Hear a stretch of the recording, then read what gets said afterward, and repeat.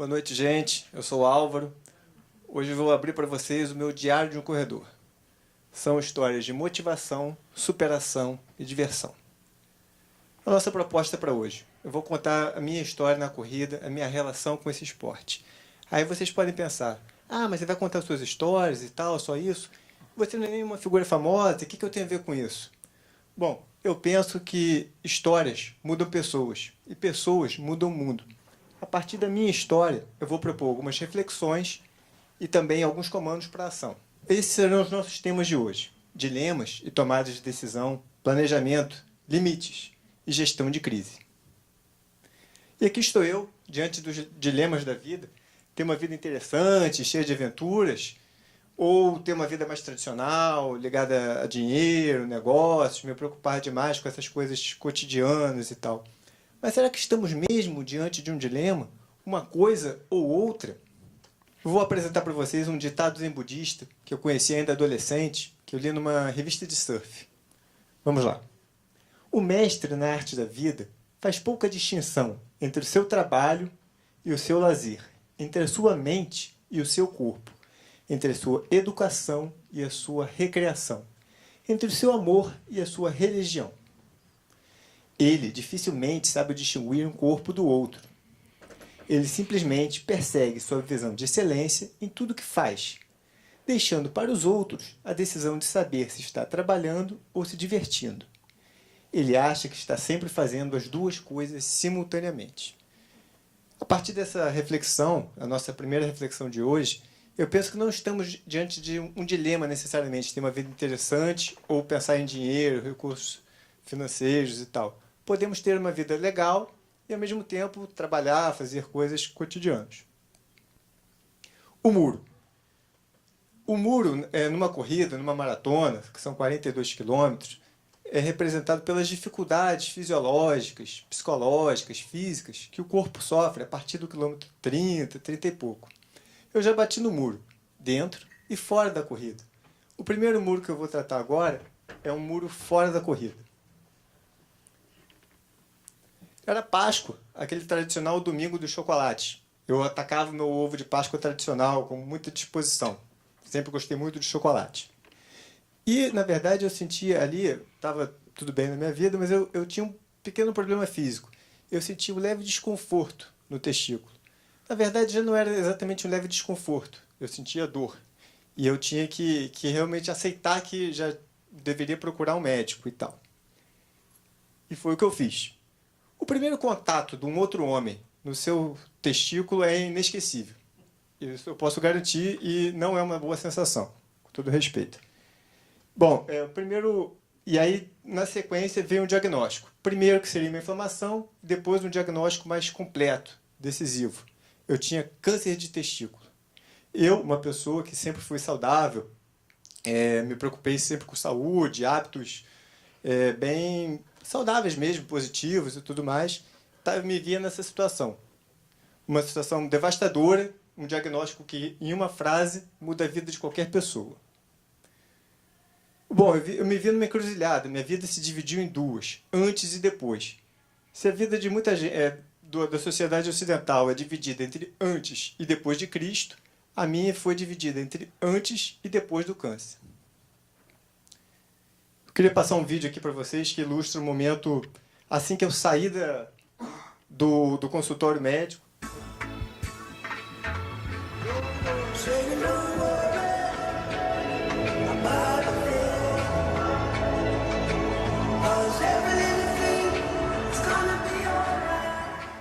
Bom, pela primeira vez na vida, eu, um panduro convicto, militante, pensei em pegar um táxi.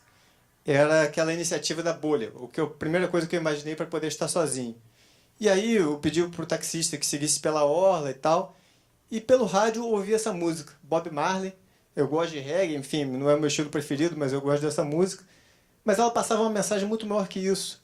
Numa tradução livre seria, não se preocupe, tudo vai acabar bem. E alguns minutos antes eu tinha recebido um diagnóstico devastador e agora recebi essa mensagem. Não se preocupe, tudo vai acabar bem. Essa música ficou por vários anos na minha cabeça, esse refrão. Caramba, eu acho que tudo vai dar certo. Hoje eu estou vivendo um momento devastador, mas a perspectiva é positiva e vamos encarar da melhor maneira possível esse desafio que a vida apresentou. Na sequência, enfim, depois do diagnóstico, eu tive a cirurgia, eu retirei um dos testículos, o outro estava bem, estava bom. E, na sequência disso, eu fiz quimioterapia. Foram 3 ciclos, conforme está descrito aí. Isso vai de acordo com a gravidade da situação. Eu estava numa situação intermediária. E, a partir disso, a parte psicológica, que eu trato como a muralha, o grande desafio, se ficar doente foi o muro, a parte psicológica foi um desafio ainda muito maior. E eu, uma pessoa racional, convicta, que tinha planos e metas, aquela coisa bem programada, me via nesse desafio psicológico. E aí eu passei a refletir muito sobre o que seriam sonhos, o que seriam planos. Para mim, o sonho era uma coisa emocional e naturalmente negativa, seria falta de planejamento. Por outro lado, o plano era a razão, aquela coisa controlada, prevista, racional, muito melhor. E aí, diante desse desafio, enfim, eu precisava mudar, eu precisava de outras ferramentas. E eu entendi que a razão é o melhor instrumento para enfrentar os problemas racionais. E ela é, infelizmente, o pior para todos os outros. Gerenciando expectativas. Sonhos ou planos? Eu penso que o sonho era uma possibilidade e o plano um compromisso.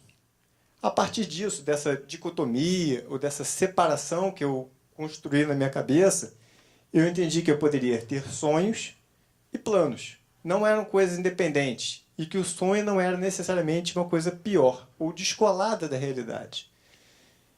Eu poderia ter uma lista, digamos assim, de sonhos e outra de planos. Poderia transformar alguns sonhos em planos e outros eu poderia simplesmente manter na lista de sonhos.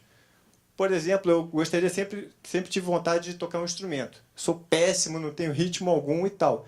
E poderia manter isso na lista de sonhos e transformar em planos. A primeira maratona, que eu consegui realmente transformar de sonho em plano. E assim foi. E uma coisa para nos deixar mais... que foi importante entender, para me deixar mais à vontade com essa relação entre sonhos e planos, e simplesmente poder, às vezes, voltar um plano para a categoria de sonho, não levar tudo como um compromisso que eu tenho que cumprir e realizar, eu acho que sucesso ou fracasso não é apenas uma questão de esforço. Às vezes temos algumas habilidades, às vezes não. Bom, e aqui estou eu, diante dos meus limites, das minhas possibilidades, e aí eu penso que limite não é superado, ele é modificado. Para isso, é preciso reconhecer, respeitar e trabalhar para modificar, para ampliar os seus limites. E aí, por fim, mais uma reflexão.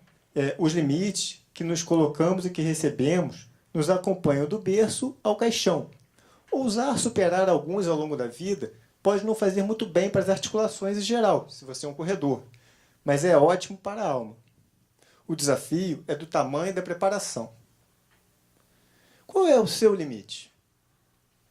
Aqui minha primeira maratona é a realização de um sonho, é a construção de um plano, muito treinamento, muita dedicação, meses e meses de preparação, de esforço, de empenho, para transformar, de fato, um sonho que já me acompanhava há muitos anos, num plano e realizar isso, em realidade.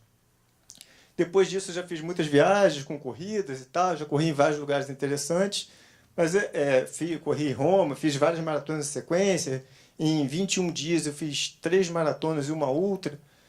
Roma, depois Noruega, Santiago, no Chile, uma maratona logística. E, por fim, uma corrida de 56 quilômetros na África do Sul.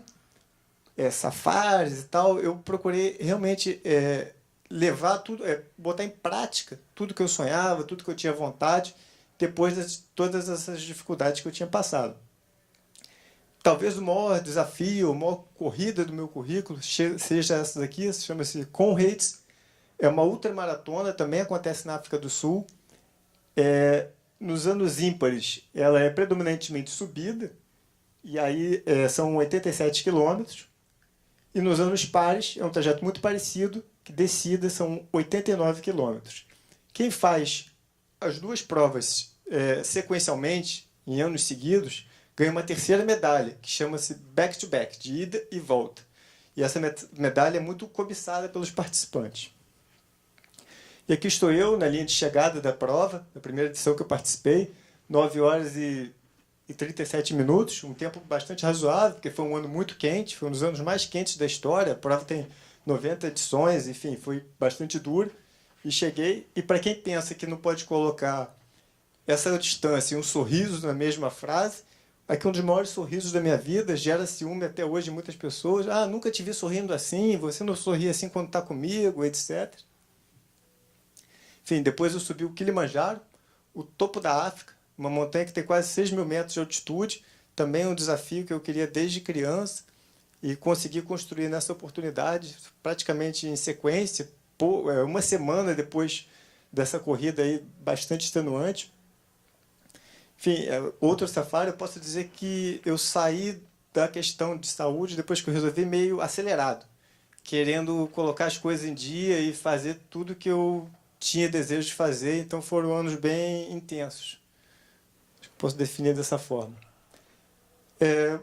Dando sequência, mudando um pouquinho o assunto, eu acho que é muito importante para você colocar os planos em realidade, para transformar sonhos em plano, em ação, planejar, controlar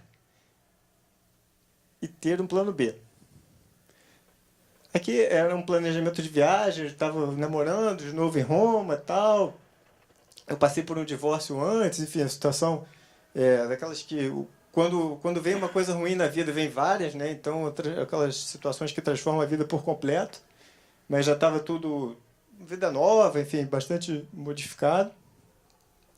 E aí a gente foi, Veneza, linda, romântica e tal. A primeira coisa que nós fizemos foi passear de barco. Aqui esse videozinho aqui, por favor. Também aqui o...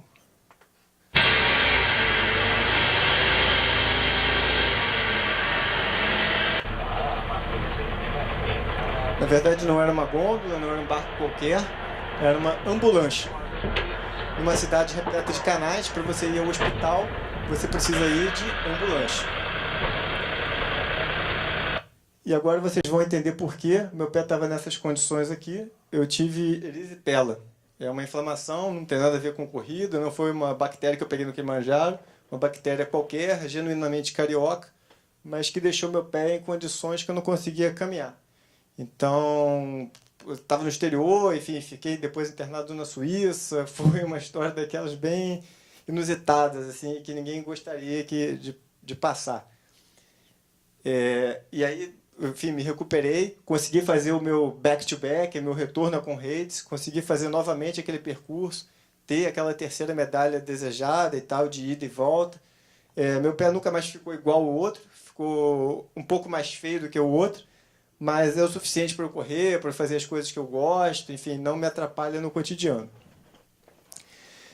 Por fim, assim, mais uma reflexão que eu aponto para a gente, que eu divido com vocês.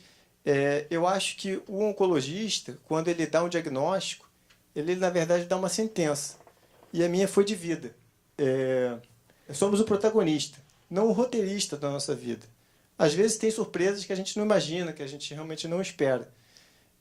Mas, enfim, aventure-se. A vida a gente não sabe o que vai acontecer, mas tem surpresas boas e ruins. Mas parte realmente da aventura é descobrir isso ao longo da nossa jornada. Eu corro porque eu estou vivo.